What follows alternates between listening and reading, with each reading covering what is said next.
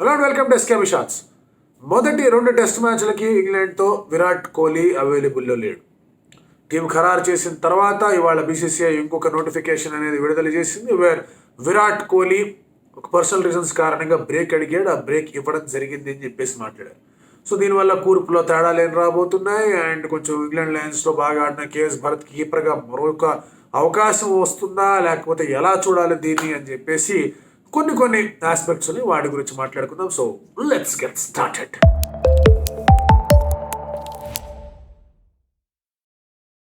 ఒక హోప్ ఉంటుందో Virat Kohli is not playing. So fans of these 2 places definitely they'll be disappointed. అరే Virat Kohli చూడలేకపోతున్నామని. But కొంతమంది వేరే యాంగిల్లో కూడా మాట్లాడచ్చు, సేయింగ్ దట్ ఇదేంటి నేషనల్ డ్యూటీ కదా, హౌ ఈజ్ ఈ నాట్ దేర్ అని.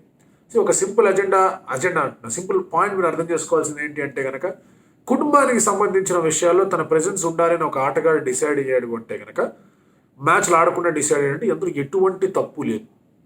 కొంతమంది ఆడారు కదా అని చెప్పేసి వాళ్ళతో కంపేర్ చేయడం కరెక్ట్ కాదు. ఆడిన వాళ్ళు గొప్ప అని ఎలాగైతే అంటారో వద్దనుకున్న వాళ్ళు కూడా గొప్ప అనేది రీతిలో అనుకోవాలి. ఎందుకంటే వాళ్ళకి ఆ ఒక సమయంలో వాళ్ళ ప్రెజెన్స్ అక్కడ ఉండాల్సిందే అని ఒక నిర్ణయానికి వస్తే కానీ క్రికెట్ని ప్రేమించే వాళ్ళు ఎవరు కూడా బ్రేక్ అడగరు. ఆడేవాళ్ళ గురించి మాట్లాడతారు.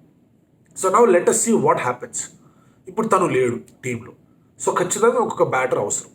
ఆ బ్యాటర్ ఎక్కడి నుంచి తెచ్చుకుంటారు? ఉన్న టీంలోంచి తెచ్చుకోవాలి, లేదంటే సడన్గా ఏదో రిప్లేస్మెంట్ తీసుకొని పెట్టేస్తారని మాత్రం అలా చేస్తే తప్పు. అలా చేయరు కూడా. ఎందుకంటే ఆల్రెడీ ఇంగ్లాండ్ లయన్స్లో ఆడిన వాళ్ళు కొంతమంది ఉన్నారు, వాళ్ళే టీంలో లేరబ్బా అని బాధపడుతున్న టైంలో there is a possibility, there is a chance that Virat కోహ్లీని రీప్లేస్ చేయడానికి ఉన్న టీంలోంచి ఎవరైనా వస్తారు. ఫర్ ఎగ్జాంపుల్ కేఎస్ భరత్కి కీపింగ్ అవకాశం లేదు అని మాట్లాడుకున్నాం మనం, ఎందుకంటే కేఎల్ రాహులే కీపింగ్ చేస్తాడు. అక్కడ మీకు శుభ్మన్ గిల్ వన్ డౌన్లో ఆడతాడు, ఆ తర్వాత విరాట్ కోహ్లీ వస్తాడు ఆడడానికి, ఆ తర్వాత మీకు శ్రేయస్ అయ్యర్ ఉన్నాడు, ఆ తర్వాత కేఎల్ రాహుల్ ఉన్నాడు కీపర్గా, then you have Jadeja, Ashwin, Axar, ఆ తర్వాత ఇద్దరు ఫాస్ట్ బౌలర్లు ఉంటారు అని చెప్పేసి ఆలోచన ఉంది. So now the question here is Virat Kohli లేడు కాబట్టి what is going to happen? Iyer ఖచ్చితంగా ఉంటాడు, బికాస్ స్పిన్ ఫ్రెండ్లీ ట్రాక్లు వచ్చే అవకాశాలు గట్టిగానే కనిపిస్తున్నాయి. స్పిన్ ఫ్రెండ్లీ అంటే మరీ తిరిగే ట్రాక్లు అయితే రావు.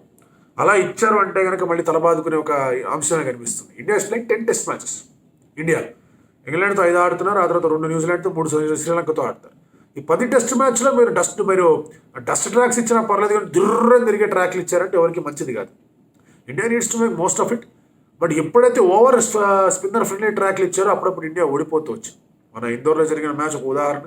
2012లో కూడా స్పిన్ ఫ్రెండ్లీ ట్రాక్లు కావాలన్నప్పుడు ముంబైలో, కలకత్తాలో ఇండియా బ్యాటింగ్ ఫెయిల్ అయింది, కానీ అక్కడ అలిస్టర్ కుక్, అసలు కెవిన్ పీటర్సన్ బాధ వదిలిపెట్టారు. ఇండియా సిరీస్ ఓడిపోయింది. లాస్ట్ టైం ఇండియా సిరీస్ ఓడిపోయింది టెస్ట్ మ్యాచ్లో ఒక బయోలేటర్లు ఎవరితో అంటే అది ఇంగ్లాండ్తో. అందుకే వాళ్ళు కొంచెం రెచ్చగొట్టే వ్యాఖ్యలు కూడా చేస్తున్నారు, దాని గురించి మళ్ళీ మాట్లాడుకుందాం. So right now there is a fantastic opportunity for Bharat. ఎందుకంటే ఇంగ్లాండ్ లయన్స్ మ్యాచ్లో కూడా బాగా ఆడాడు. సో బాగా ఆడాడు, తనకు వచ్చిన అన్ని మ్యాచ్లు కూడా కాస్త క్లిష్టంగానే వచ్చాయి తనకి. అటు బోర్డర్ గవాస్కర్ ట్రోఫీలో 4 మ్యాచ్లు ఆడాడు, అది టఫ్. వరల్డ్ టెస్ట్ ఛాంపియన్షిప్ ఆడాడు, అది టఫ్. ఆ తర్వాత మళ్ళీ వెస్టిండీస్కి అగేన్స్ట్గానో తనకు ఆడే అవకాశాలు రాలేదు. ఆ తర్వాత మళ్ళీ ఫ్రెష్ సైకిల్ స్టార్ట్ చేసినప్పుడు సరే ఒక అవకాశం ఉంది అని అనుకునేదానికి కూడా ఛాన్స్ అనేది కనిపించలేదు. Now there is a genuine chance for him to make a statement. అది కూడా ఎక్కడ? హైదరాబాద్లో, వైజాగ్లో. అతను వైజాగ్ నుంచి వచ్చిన అతను ఆ పిచ్ గురించి బాగా తెలుసు, ఆ స్టేడియం గురించి బాగా తెలుసు. అతన్ని కలిశాను కూడా last time Andhra Premier League commentary చెప్పినప్పుడు కూడా కలిసాం. మ్యాచ్ అయిపోయిన తర్వాత కామెంటరీ బాక్స్లో కూడా వచ్చి కూర్చొని మాట్లాడాము అందరితో. సో అతనికి అక్కడ ఆడి అక్కడున్న ఆ ఫీలింగ్ అనేది ఉంటుంది, ఆ లోకల్ బాయ్ ఫీలింగ్ అనేది ఉంటుంది. తెలుగు వాడు, సో హైదరాబాద్ కూడా లోకల్ ఫీలింగే కిందకే వస్తుంది. సో డెఫినెట్లీ ఈ 2 కలిసి వచ్చే అంశాలు ఉన్నాయి కాబట్టి భరత్ కెన్ పర్ఫార్మ్ వెల్. అప్పుడు విరాట్ నిజంగానే తిరిగి వచ్చిన తర్వాత ఇంకొకళ్ళ మీద గోలీ షిఫ్ట్ అవుతుంది. సో అది ఎట్లా చూడాలి, ఎట్లా కన్సిడర్ చేయాలి అనేది ఇంట్రెస్టింగ్గా మారుతుంది. సరే, ఎవరి మీదకి గోలీ షిఫ్ట్ అవుతుంది అనేది మనం మాట్లాడుకుందాం. బట్ ఆ గోలీ షిఫ్ట్ అయ్యే ముందు భారత్ బాగా పర్ఫామ్ చేయాల్సిన అవసరం. సో ఒకవేళ కోహ్లీ నెంబర్ 4లో ఆడట్లేదు అంటే కనుక you would rather want KL Rahul to play at number 4. Technically better batter then Shreyas Iyer. కాదు మనకి స్పిన్ ఫ్రెండ్లీ ట్రాక్లు వస్తాయి, కొంచెం వాళ్ళు కూడా బాగా స్పిన్ తిప్పేస్తారంటే కనుక Iyer can go at bat, problem అనేది. సో ఇలాంటి పరిస్థితుల్లో కేఎస్ భరత్ వచ్చినప్పుడు he will have to deal with Jadeja, Ashwin, మరి అక్షర్ ఉంటే అక్షర్, ఇంకెవరిని తీసుకుని 3 పేసర్లు తీసుకుంటే అది వేరే విషయం. అక్షర్ ఉంటే అక్షర్. సో వీళ్లతో ఇంపార్టెంట్ లోవర్ ఆర్డర్ రన్స్ కావాలి. ఇండియా లాస్ట్ టెస్ట్ మ్యాచ్ సైకిల్లో, వరల్డ్ టెస్ట్ ఛాంపియన్షిప్ సైకిల్లో వాళ్ళు గెలవడానికి ప్రధానమైన కారణాలు lower middle order contributions. Axar Patel Australia సిరీస్లో బాగా ఆడాడు, అశ్విన్, కుల్దీప్ యాదవ్ అటు బంగ్లాదేశ్ సిరీస్లో బాగా ఆడారు, Jadeja has always been performing ఎక్కడికి వెళ్ళినా కూడా. సో ఇండియా బ్యాటింగ్లో 1 2 3 4 5 కన్నా 6 7 8 చాలా ఎక్కువ రన్స్ అనేవి, ఎక్కువ contribution in terms of impact కానీ ఇచ్చారు. సో అలాంటి ఇంపాక్ట్తో if keeper can also join, అప్పుడు then you will see what's happening. భరత్కి టైలెండర్స్తో లేదా కొంచెం ఆ లోవర్ మిడిల్ ఆర్డర్ బ్యాటర్స్తో ఆడగలిగే ఒక కేపబిలిటీ ఉందని, కీపింగ్ ఎలాగో బాగానే చేస్తారని చెప్పేసి ఒక చిన్న ఇంప్రెషన్ వచ్చింది, ఇంకా బెటర్గా కీపింగ్ చేయగలడు అని చెప్పేసి అవకాశాలు వచ్చే ఒక ఛాన్స్ కనిపిస్తోంది. సో ఓవరాల్గా తన ప్లే ఇంకా కొంచెం బెటర్ అయ్యే ఛాన్సెస్ కనిపిస్తున్నాయి. భరత్కి ఏంటి అంటే కనుక లాస్ట్ టైం ఏపీఎల్లో కూడా సీరియస్గా పర్ఫామ్ చేయలేకపోయాడు, అండ్ బాగా అజిటేట్ అయిపోయి ఇరిటేట్ అయిపోయి కోపాలు తెచ్చేసుకున్నట్టు కూడా కనిపించింది నాకు. అంటే అది ఒక state level tournament, of course అతను ఇంటర్నేషనల్ ప్లేయర్, మిగతా వాళ్ళందరూ ఆ స్థాయికి ఆడలేదు కాబట్టి ఆ ఫీలింగ్ అనేది ఉంటుంది, కాదనట్లేదు. కానీ ఇండియాకి వచ్చినప్పుడు మాత్రం ఆ ఫీలింగ్ అనేది పోయింది. మళ్ళీ అక్కడికి వెళ్ళినప్పుడు మళ్ళీ ఆ ఫీలింగ్ వచ్చేస్తుంది, దట్స్ న్యాచురల్ థింగ్. అవన్నీ పక్కన పెడితే కనుక భరత్ నోస్ దట్ తనకి he needs one chance, and that is the only chance he will have. ఒక ఛాన్సే వస్తుంది, ఆ ఒక్క ఛాన్స్ మాత్రమే ఉంటుంది. సో ఆ ఒక్క ఛాన్స్ అనేది 2 టెస్ట్ మ్యాచ్లు. BCCI consider Indian management consider చేసి ఆ 2 మ్యాచ్లు ఇస్తే బెటర్గా ఉంటుంది, ఎందుకంటే 3 కీపర్ని సెలెక్ట్ చేశారు. అందులో కేఎల్ రాహుల్ సరే ఒకవేళ పూర్తి స్థాయి కీపర్ కాదు, తను టీంలో ఉండడానికి తను కీపింగ్ చేస్తున్నాడు, లేదంటే కనుక బెటర్ కీపర్ ఉన్నాడంటే కనుక అతని చేతి కీపింగ్ చేద్దామనే ఆలోచనలో ఉన్నారనుకోని కూడా మనం అనుకోవచ్చు. జురేల్ని కూడా తీసుకొచ్చుకున్నారు. సో ఇన్ని ఆస్పెక్ట్లు 3 కీపర్లు ఇంత హడావిడి చేస్తూ ఉన్నప్పుడు ఖచ్చితంగా Virat Kohli is not there. ఇక్కడ మీకు అన్ని రకాలుగా కూడా కేఎస్ భరత్కి డోర్ ఓపెన్ అయ్యొచ్చని చెప్పాలి. సో ఏ విధంగా తను పెర్ఫామ్ చేస్తాడనేది ఒక ఇంట్రెస్టింగ్ ఆస్పెక్ట్గా కనిపిస్తాం. రెండోది ఏంటంటే బ్యాటింగ్ పరంగా చూసుకుంటే కనుక మీరు జైస్వాల్, గిల్, భరత్ టాప్ 6లో డెఫినెట్లీ ఒక వీకర్ లింక్స్గా ఉంటారు. Weaker links in terms of experience, in terms of match winning performances on home soil. Jaiswal is very very young, so ఆయన ఎక్స్పీరియన్స్ అనేది ఉంటుంది. గిల్ తన గురించి ఒక సపరేట్ వీడియోనే చేయాలి, ఎందుకు టెస్ట్ మ్యాచ్లో తనకి ఏమవుతుందని చెప్పి దాని గురించి మనం మాట్లాడుకుందాం.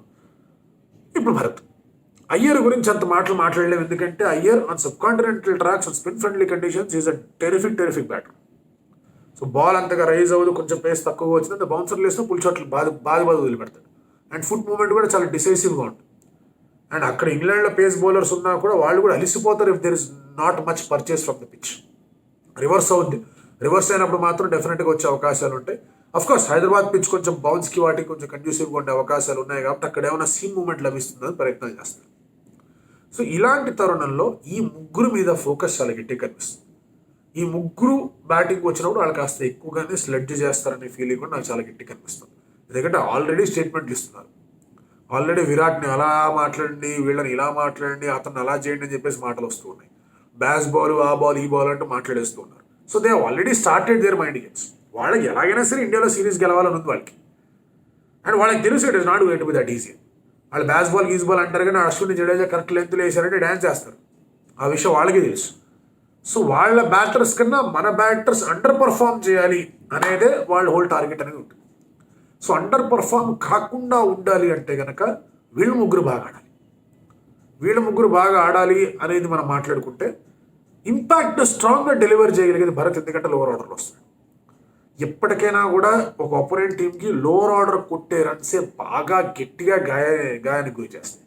టాప్ ఆర్డర్ ఎలాగో ఆడతారు, expected they'll play some good game. సడన్గా వికెట్ పడిపోయి లోవర్ ఆర్డర్ వచ్చి వాళ్ళకి 40, 50, 60 కొట్టారంటే అయితే. సో ఆ ఆస్పెక్ట్ అనేది ఇక్కడ కేఎస్ భరత్ తీసుకొని రాగలడా అనేది ఫోకస్ ఇక్కడ భరత్ మీద ఉంటుంది. Is a good player of spin, slag sweep బాగా ఆడతాడు, ప్యాడల్ స్వీప్ బాగానే ఆడతాడు. కాకపోతే మేము అబ్జర్వ్ చేసిన దాంట్లో ఏంటంటే హిజ్ హెడ్ కీప్స్ ఫాలింగ్ ఏమో అని ఒక చిన్న ఇంప్రెషన్ వచ్చింది.